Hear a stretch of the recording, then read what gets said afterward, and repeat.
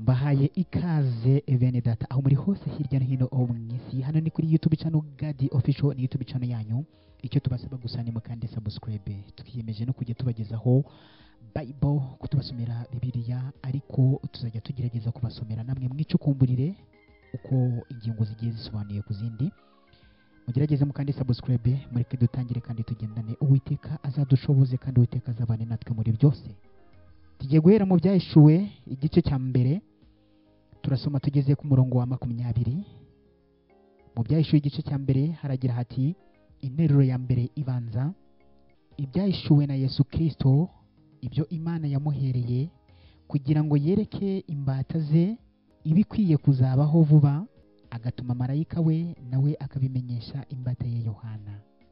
Ku murongo wa 2, uhamya ibyo yabonye byose ari ijambo ry'Imana no guhamya kwa Yesu Kristo. 3, hahirwa usoma amagambo y'ubu buhanuzi, hahirwa n'abayumva bakitondera ibyanditswe muri bwo, kuko igihe kiri bugufi. Ku murongo wa 4 ufite ingingo igira iti: ubutumwa bw'amatorero 7 yo muri Aziya. 4, ngewe Yohana ndabandikiye mwebwe abo mu matorero 7 yo muri Aziya, ubuntu bube muri mwe n'amahoro biva ku Mana ihoraho kandi yahozeho kandi izahoraho, biva no ku myuka 7 imbere y'intebe yayo.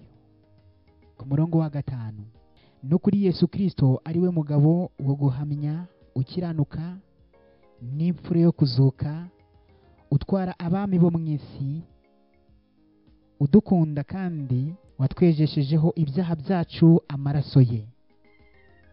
6, akaduhindura abami n'abatambyi b'Imana ye ariyo na se, icyubahiro n'ubutware bibe ibye iteka ryose, amen.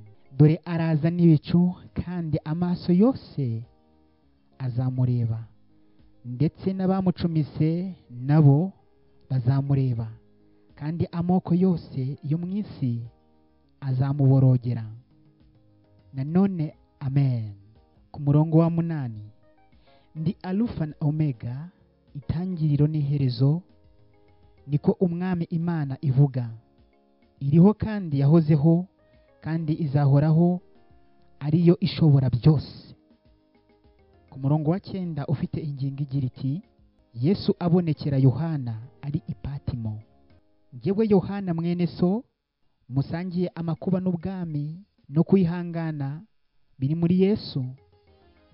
Nari ku kirwa cyitwa Patimo, bampora ijambo ry'Imana no guhamya kwa Yesu. Ku murongo wa 10, ku munsi w'umwami wacu nari ndi mu mwuka, imyuka yanjye numva ijwi rirenga nk'iry'impanda rivuga riti: icyo ubona ucyandika mu gitabo, ucyoherereze amatorero 7 ari muri Efeso, ni Sumuruna, ni Perugamo, ni Tuatira, ni Sarudi, ni Filadelfiya, ni Laodikiya. 12, nuko mpindukizwa no kureba ijwi ryavuganaga nanjye, mpindukiye mbona ibitereko by'amatabaza 7 by'izahabu. Ku murongo wa 13, kandi hagati y'ibyo bitereko by'amatabaza mbona usa n'umwana w'umuntu, yambaye igishura kandi yambaye umushumi w'izahabu mu gituza. 14, umutwe we n'umusatsi we byeraga nk'ubwoya bw'intama bwera cyangwa nka sheregi, n'amaso ye yasaga n'ibirimi by'umuriro. Ku murongo wa 15, ibirenge bye bisa n'umuringa w'umuteke utunganijwe n'umuriro wo mu ruganda, n'ijwi rye ryari rimeze nk'iry'amazi menshi asuma. 16, mu kuboko kwe kw'iburyo yari afashe inyenyeri 7, mu kanwa ke havagamo inkota ityaye ifite ubugi impande zombi, mu maso he hari hameze nk'izuba iyo rityaye. Murongo wa 17, mbibutse ko turi mu byahishuwe igice cya mbere, tugeze ku murongo wa 17, mubonye ntyo umwikubita imbere nk'upfuye, anshyiraho ukuboko kwe kw'iburyo, arambwira ati: witinya, ndi uwa mbere kandi ndi uw'imperuka. Ku murongo wa 18, kandi ndi uhoraho, icyakora nari narapfuye, ariko none dore mporaho iteka ryose kandi mfite imfunguzo z'urupfu n'iz'ikuzimu. Ku murongo wa 19, nuko wandike ibyo ubonye n'ibiriho n'ibiri bukurikireho, hanyuma n'ubwiru bw'inyenyeri ndwi izo umunanye mu kuboko kwanjye kw'iburyo, n'iby'ibitereko by'amatabaza 7 by'izahabu. Dore izo nyenyeri ndwi nizo bamarayika b'ayo matorero 7, naho ibitereko by'amatabaza 7 nibyo matorero 7. Turi mu Byahishuwe igice cya mbere kugeza ku murongo wa 20.